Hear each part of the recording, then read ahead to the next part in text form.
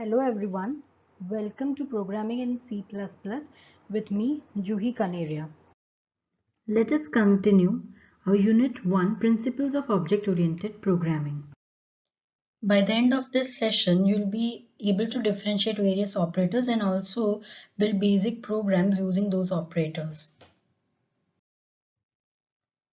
Operators in C++. There are several operators in C++, some of which we have already seen in C language, such as the arithmetic operators, assignment operators, relational operators, logical, bitwise, shift operators, unary operators, ternary operators, comma operators, etc.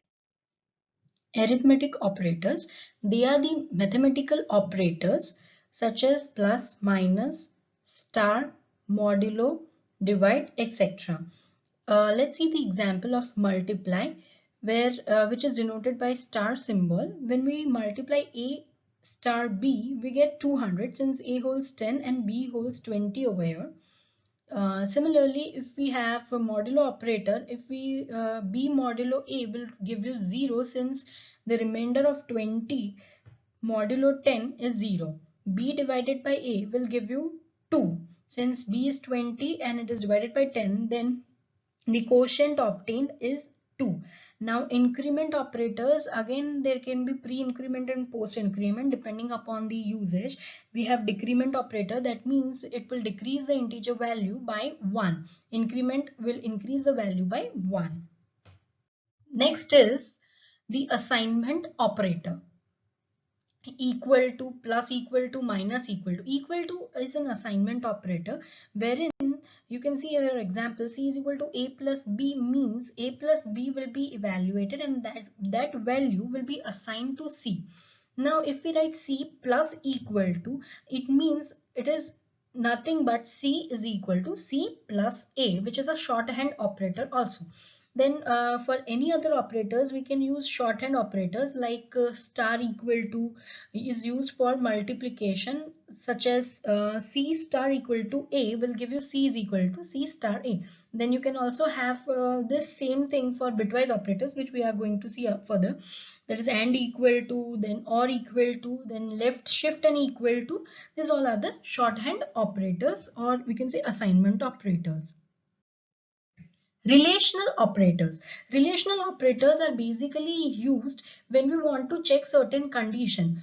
Say if we want to check the relation between two operands, whether a particular operand is equal to the other operand, or we want to check it is greater than or it is not equal to, it is greater than equal to, then we use the relational operators. Here there is a list of relational operators such as equal to, not equal to, then greater than, less than, greater than equal to, less than equal to. This operators basically return true or false value. That means if A is equal to B, in our example A is 10 and B is 20, then if we do A equal to B, it will return not true. The condition will be false. And also let's say if we take A less than B, then A is 10 and B is 20, then 10 is less than 20, so this condition will fall true. Logical operators.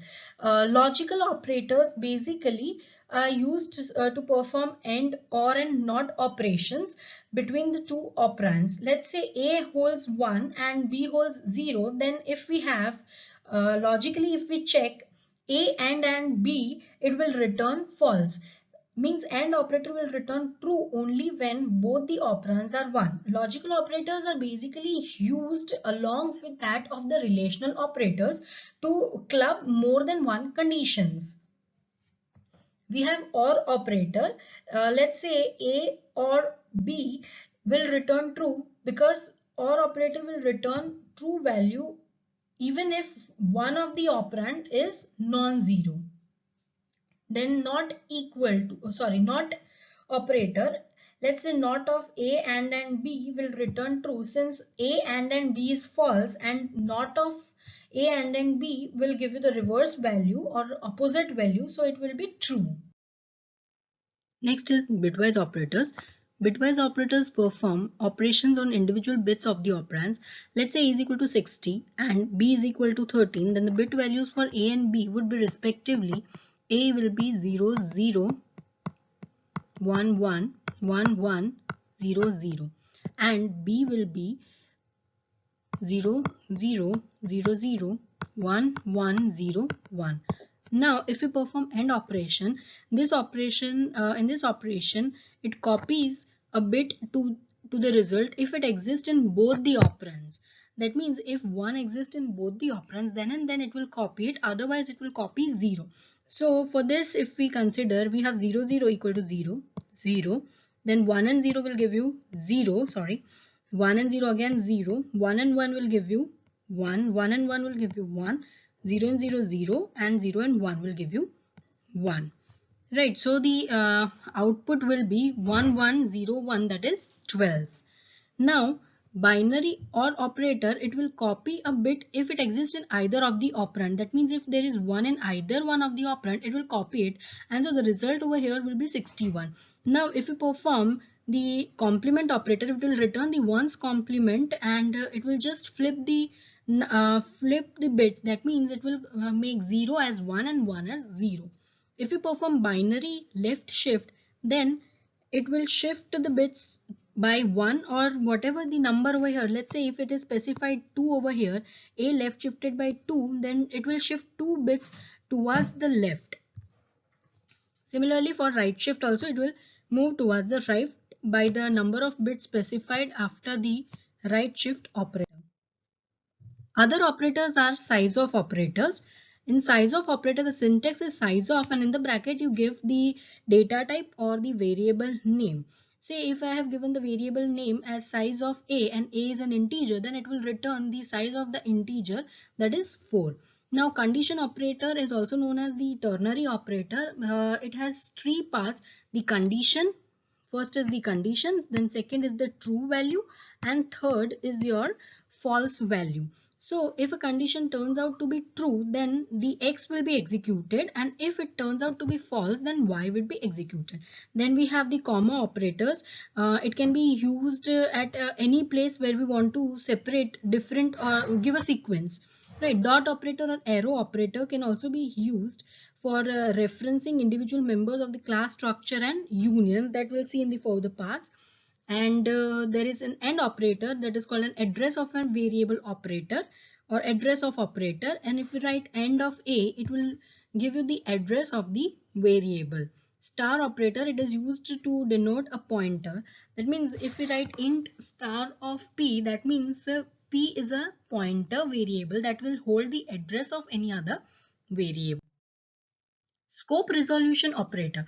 Scope resolution operator is denoted by double colon, and it is basically used for the 6 purposes, two of which I'll show you with an example, and the rest of the others will be having a look once we move ahead in our next sessions. The first purpose is access a global variable when there is a local variable with the same name. If local variable and global variable both are having same name, at that time we can use the scope resolution operator. Then we can also use it by defining the function outside a class. If we want to define a function outside of a class, we can use the scope resolution operator. Then to access a class static variable, in case of multiple inheritance also, scope resolution operator can be used. For namespace, then to refer to a class inside another class, we can use scope resolution operator. Let's see the examples. Let's see our first case where we have a global variable and a local variable with same name. So in our case, I have taken int x as a global variable. Now within the main function, again, I have declared a variable of type integer as int x is equal to 10. So it is the local variable over here, and outside the main function, whatever I have declared over here is the global variable x. Now within the function, if I write value of x is equal to simply x, if I specify, then it will take the current scope of the variable x. So within the current scope, the value of x is 10. Now if we want to take the value outside this current scope, that is the value of the global x, at that time we need to write the scope resolution operator in front of the variable name. So we write double colon and then x. So this means my global variable, and this simple x since it is in the current scope, it is our local variable. So you can see in the output, since I have not assigned any value to the global variable x, it will be printed 0 and the value of local x is 10. Let's see the next example, wherein if we want to define the function outside a class. See, here I have made a class name A, and within that I have taken a public function void fun. Here only the declaration of the function is done within the class A. Now, the definition is not written over here. If I define it within the class itself, it will be by default inline functions. And we know that whenever a function is inline, it should be a bit smaller. So, when we are having any function which are having a huge length or a huge line of code, at that time what we can do is we can write it outside the scope of the class. And when we write it outside the scope of the class or define it outside the scope of the class, at that time we need to use the scope resolution operator. So the syntax for it is the data type, then class name to which the function belongs, and then the scope resolution operator, that is double colon, and then the function name, and within the curly braces you have the actual body of the function. So this is the definition of my function fun, and since it is written outside the scope of class A, I have used the class name with the scope resolution operator. And within the main function, what I have done is I have created an object of class A. This small a is my object and capital A here is a class. And when I call this function using the object small a, I write it a dot fun, and when the fun is called, it is just printing fun called. Member dereferencing operator. Member dereferencing operator is also known as the indirection operator, and it operates on the pointer variables. It basically returns the location value which is pointed by the variable's value. It is denoted by asterisk sign or star symbol. And let's take an example over here. Int x, I have taken integer variable x and an integer pointer variable star p. Now if I write star p over here, int star p, here it does not mean a dereference. Here it is simply the part of the pointer declaration. The asterisk over here is a part of the pointer declaration. Now let's say p is equal to end of x. That means I'm assigning the address of variable x to p. And now I write x is equal to 1 and then print the value of x. It will be printed 1. Now say I am writing star of p equal to 2. Here star is not the part of a pointer declaration, but it is a dereference. That means here star p refers to the value stored at address stored in p. So 2 will be assigned at the value 2 will be assigned as the value of x itself. So now in the next line you can see if I print x, the value 2 would be printed. Now other member dereferencing operators are scope resolution operator, that is double colon star and arrow and star. But after we study classes and objects in detail, we'll have a look at these two operators later on. Memory management operators and manipulators. In C++, we have two memory management operators, that is new and delete. Now, this new operator is used to create new objects, and delete is used whenever we want to destroy the created object. Let's see each of this in detail. New operator. New operator in C++ is used for dynamic storage allocation or memory allocation, and it is the operator used to create object of any data type. The syntax of it is data type, then pointer variable or the pointer variable name equal to new data type.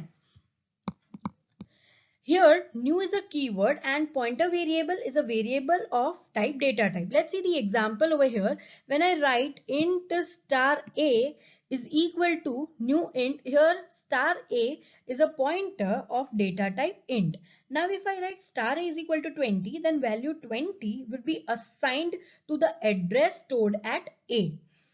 I can combine these two statements into a single statement writing it as int star a is equal to new int. Within the parenthesis, I'm writing 20. That is the value which is to be assigned to the address stored at a. Now int star if a is equal to new int, within the square bracket I am writing 20. These two things are different. Here what it indicates is it is a pointer of arrays, right? So the new operator allocates the sufficient memory to hold the object of data type integer and returns the pointer to its starting location. That means here it will return the pointer to the location a of 0. The pointer variable holds the address of memory space allocated to it. Delete operator. Delete operator is used to release memory space when the object is no longer needed. Once a new operator is used, it is efficient to use the corresponding delete operator so as to release the memory which was allocated using the new operator. The syntax is quite simple. It is delete and then pointer variable. For example, if I write delete a, then the space allocated to a using the new operator would be released. Same way, if I write delete within the bracket 20 of a, or delete square bracket, just square bracket and then a, then it will release the memory allocated to the array a. Let's see the example of this. It is simply just I have taken a pointer a, which is of data type integer, and I have assigned a value 100 to this pointer variable, or we can say I have assigned 100 to the address stored by the pointer, address stored by the value stored at a. Now I'm printing the value, that is star of a. So 100 would be printed in my output, and I'm later on, when a is no longer of use, I am using the delete operator and writing the pointer name a and releasing the allocated space. Next is typecast operator. Typecast operator is basically converting an expression of a given type into another type, right? So basically conversion can be done in two ways. One is the implicit conversion and another one is the explicit conversion. Implicit conversion is also known as the automatic type conversion, and it is done by the compiler on its own. So generally it takes place when an expression has more than one data type. In such cases, the type promotion takes place to avoid loss of data. That means automatic upgradation of the data type happens. So the data type of the variable with the largest data type will be assigned to all the variables in the expression. You can consider an example that if we have a smaller data type, it can fit into the larger data type, but vice versa is not possible automatically. So in that case, we need to explicitly typecast it or explicitly specify that in which type of expression we want to convert our particular data type. So this is done by using the syntax type within the parenthesis, and then we have the expression. When we'll see an example, it will be more clear. Let's see the example over here. Implicit type conversion. Implicit conversion. Here, int main, within the main function, what I have done is I have taken an integer variable x and a character variable y, and to the variable x I have assigned 10 and y is equal to a character a. Now when I write x is equal to x plus y, here what will happen is that the value of y is actually, it is a character value a, but when I write it in the expression form, it will be automatically or implicitly converted into integer type, and so the value, ASCII value of a, that is 97, will be taken automatically by the compiler. And so x is equal to x plus y will represent x is equal to 10 plus 97, and which will be equal to 107. You can see here in the output it is x is equal to 107 when I'm printing x. Now if I take float z is equal to x plus 1.0, here x is my integer and float is the data type which is having the largest size. So x will be converted into float value, and what we get is 10 plus 1.0, that is 108 over here. when I print Z. And if I print Y, simply I print Y, it will be printing the character value A. Explicit conversion. Explicit conversion, as I said earlier, that whenever we want to degrade the, or we can say reverse from a bigger data type to a smaller data type, we want to go, at that time we have to explicitly specify the type which we want. Right, so here in the case I have taken double x is equal to 1.2 and I have taken a variable sum which is of integer type. Now when I want to write sum, if I want to write sum is equal to x plus 1, at that time what I need to do, since sum is the value on the right hand side is of a lower data type and x is of a higher data type, if we convert it directly there will be data loss and that is not possible. So what we need to do is I'll first convert this x into an integer type by specifying it within the parenthesis int, and then I'll add 1 to it and that will be stored in my variable sum which is of integer type. And now if I print sum, what will be printed is 1.2. It will be rounded off to 1 and we will add 1 to it and sum will be equal to 2. So this was all about explicit conversion. That's it for today. Thank you and see you in the next session.